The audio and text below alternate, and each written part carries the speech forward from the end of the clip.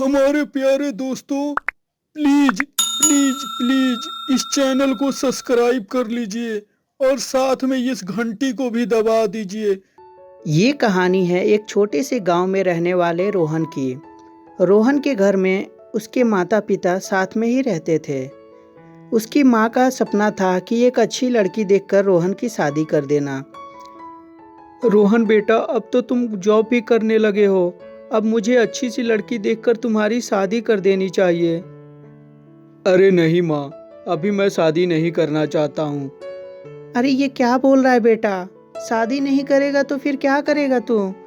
और ऐसे भी मेरी एक सहेली की लड़की है, बहुत ही सुंदर और संस्कारी है। मैंने उससे बात भी कर ली है और मैं सोच रही हूँ कि इसी महीने तेरी शादी करा दूँ। सब कुछ इतना जल्दी होता है कि रोहन को कुछ भी समझ में नहीं आता और रोहन की शादी रिया नाम की लड़की के साथ हो जाती है। रिया बहुत ही सिंपल और साधारण लड़की रहती है। रोहन को ये बिल्कुल अच्छा नहीं लगता क्योंकि रोहन हमेशा से ही सोचता था कि एक मॉडल लड़की से शादी करने के लिए। रिया, मेरे बात को गलत मत समझना, परंतु मैंने शादी से पहले ना तो तुमसे बात किया है और ना ही तुम्हें देखा था, फिर भी मैं तुमसे शादी कर लिया। और ऐसे भी हम दोनों को एक दूसरे के बारे में अच्छे से जान लेना चाहिए, तभी हम इस रिश्ते को आगे बढ़ा सकते हैं। जी आप बिल्कुल सही कह रहे हैं। हम दोनों एक दूसरे के बारे में समझ लेंगे तभी अच्छा रहेगा हम दोनों के लिए। हाँ रिया, तुम तो बहुत ही समझदार हो। रोहन के ऑफिस में एक प्रिया नाम की लड़की काम करने के लिए आती है। वो बहुत ही खूबसूरत और मॉडल लड़की रहती है। रोहन उसे देखकर उसकी तरफ मोहित हो जाता है। मुझे लगता है कि आप इस ऑफिस में नई नई ज्वाइनिंग हुई हैं जी बिल्कुल आप सही कह रहे हैं, मैं कल ही ज्वाइनिंग की हूँ। और ऐसे भी तुम्हें इस ऑफिस का मैं रूल रेगुलेशन तुम्हें समझा देता हूँ। फिर उसके बाद रोहन उसे उस ऑफिस का रूल रेगुलेशन समझाने लगता है। दोनों के बीच घंटों घंटों बातें होती रहती हैं, जिससे कि रोहन और प्रिया दोनों एक दूसरे के आकर्षित होने लगते हैं। एक दिन रोहन प्रिया से बोलता है, प्रिया, मैं तुमसे एक बात कहना चाहता हूँ, तुम बुरा तो नहीं मानोगी ना?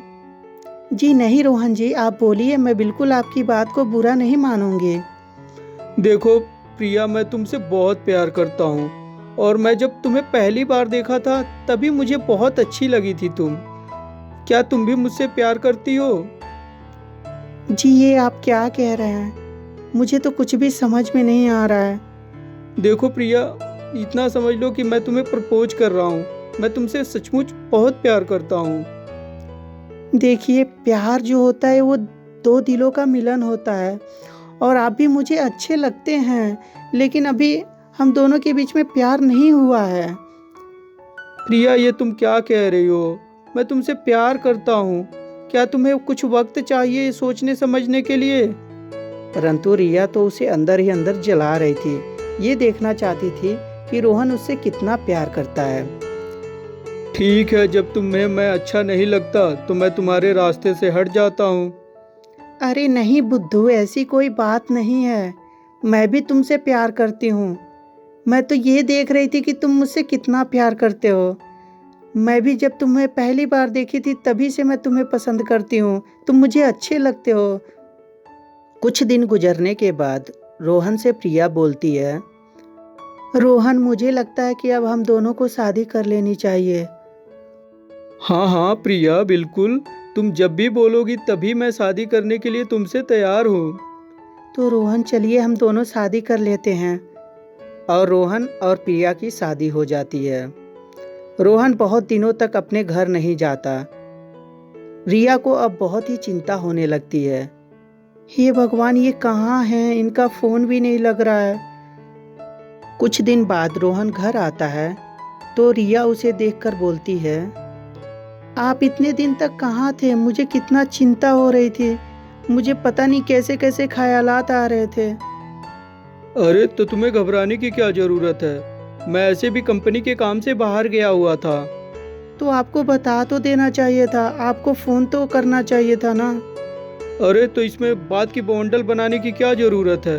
मैं कंपनी के काम से गया हुआ था, मुझे समय नहीं मिला, इसीलिए मैं फ़ोन नहीं कर पाया था। और ये बोलकर रोहन अपने कमरे में चला जाता है। कुछ दिन तक यह सिलसिला ऐसे ही चलता रहता है। तभी एक दिन अचानक प्रिया रिया के घर आती है। रिया प्रिया को देखकर बहुत ही खुश हो जाती है और बोलती है, प्रिया तुम अचानक यहाँ, मुझे तो यकीन ही नहीं हो रहा है। तुम कितने दिन से दूर थी और कॉलेज अचानक छोड़ के तुम कहाँ चली गई थी?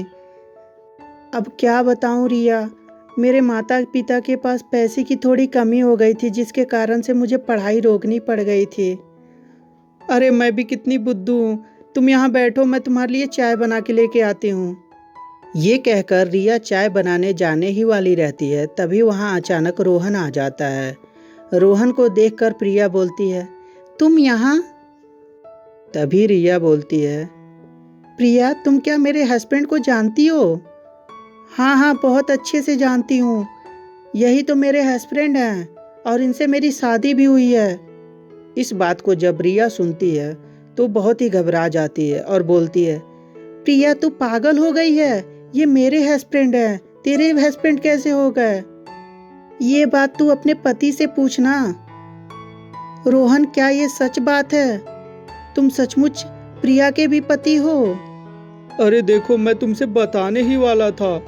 मैं एक्चुअली, मुझे मॉडल लड़कियां पसंद थी और तुम बिल्कुल साधारण लड़की थी, इसीलिए मैं प्रिया से शादी कर लिया। ये बात तुम मुझसे पहले क्यों नहीं बताए? भला मैं तो समझती थी कि तुम मुझसे प्यार करते हो और एक ना एक दिन हम दोनों एक अच्छी दुनिया बसाएंगे, एक अच्छा अपना घर परिवार बसाएंगे, लेकिन तुमने मेरे साथ धोखा किया।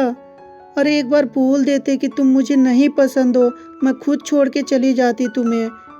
देखो रिया, तुम मुझे माफ़ कर दो, मैं तुम्हें पहले बताने वाला था, परंतु मेरी हिम्मत नहीं हुई कि मैं तुमसे बता सकूं। ठीक है रोहन, तुमने अच्छा सिला दिया मेरे प्यार का। कोई बात नहीं, मैं अपने घर जा रही हूँ, तुम खुश रहो अपने दुनिया में। और ये कहकर रिया वहाँ से चली जाती है।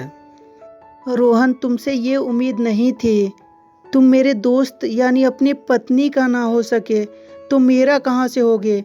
कल तुम्हें और भी अच्छी मॉडल लड़की मिलेगी और तुम उससे भी शादी कर लोगे, मुझे भी धोखा दोगे। मैं खुद फैसला कर रही हूँ कि मैं तुम्हारे लाइफ में अब और दिनों तक नहीं रह सकती हूँ, मैं तुम्हें छोड़ के जा रही हूँ। और ये कहकर प्रिया भी वहाँ से चली जाती है।